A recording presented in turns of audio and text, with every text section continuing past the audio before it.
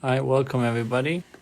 A little bit a late start today, but I will upload the other videos later. The Ein Yaakov, we're going to start with the Ein Yaakov today. The Ein Yaakov Tractate Pesachim, primarily deal with Pesach. The title today is Don't Be a Bearer of Bad Tidings. Rav Kahana was sick. So the rabbis sent Rabbi Yeshua, the son of Rav Idi, to find out how Rav Kahana was doing. When he got there, he found that Rav Kahana has died. Rav Kahana had died. So he then made a tear in his garment as a sign of mourning and turned the rear to his backside, so that it should not be too obvious. And so, and to soften the shock to his colleagues. And he went along crying. Did he pass away? ? They asked him. I did not say it, he replied.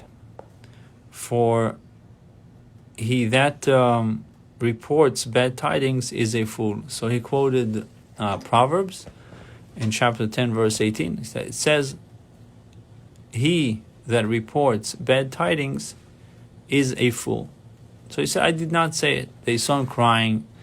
They possibly saw the tear on his shirt. But he didn't say that he did it. He didn't say that Rav Kahana passed away.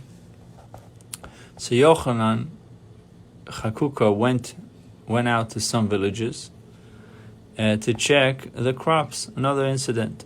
When he came back, people asked him, is the wheat growing well?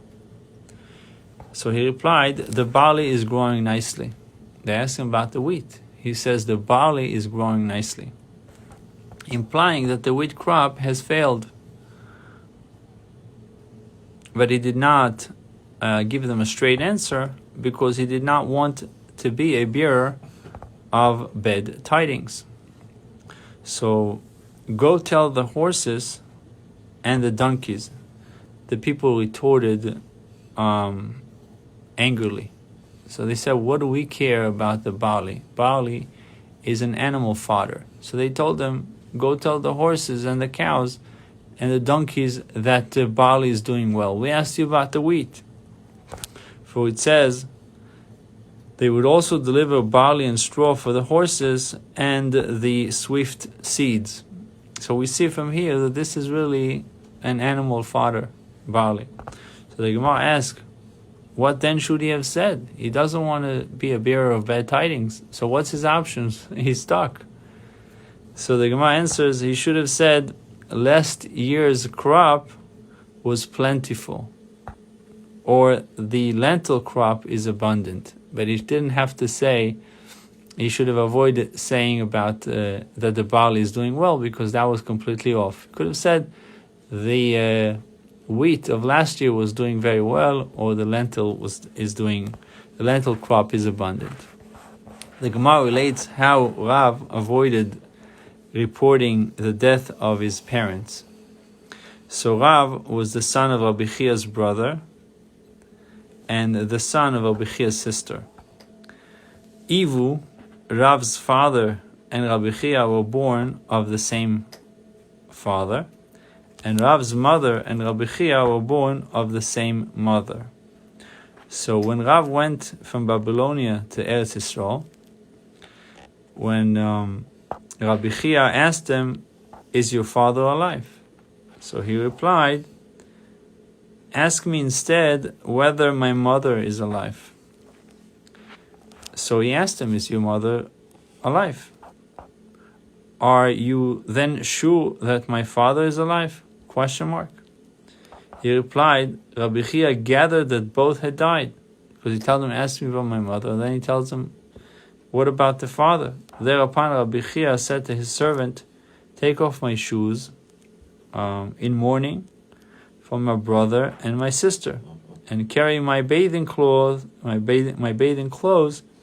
after me to the bath. For these three laws can be derived from this incident? The Gemara says 3 laws can be derived. Number 1, a mourner is forbidden to wear shoes. That's why he told his servants to take off the shoes.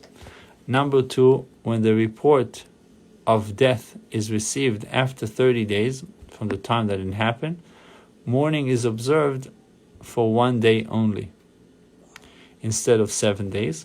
And number 3, lesson number 3, a part of the day counts as a full day, for he planned to go to the bath after an hour without waiting a full day. So miktzah sayom kekuloi, part of the day constitute the whole day. So if someone, God forbid, heard bad tidings and he needs to sit shiva after 30 days, the Gemara says that he sits only for a little bit of the day, and that's counted like sitting 1 full day, and he doesn't need to sit shiva anymore. And that's why he said to his servant that he's heading to the base.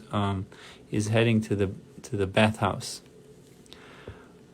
So may no one should have any bad tidings to say, and only good tidings to us and to Klal Yisrael, to the entire Jewish people. Should only hear good news. We should only be saying good news to everyone. Bruchim Tiyu.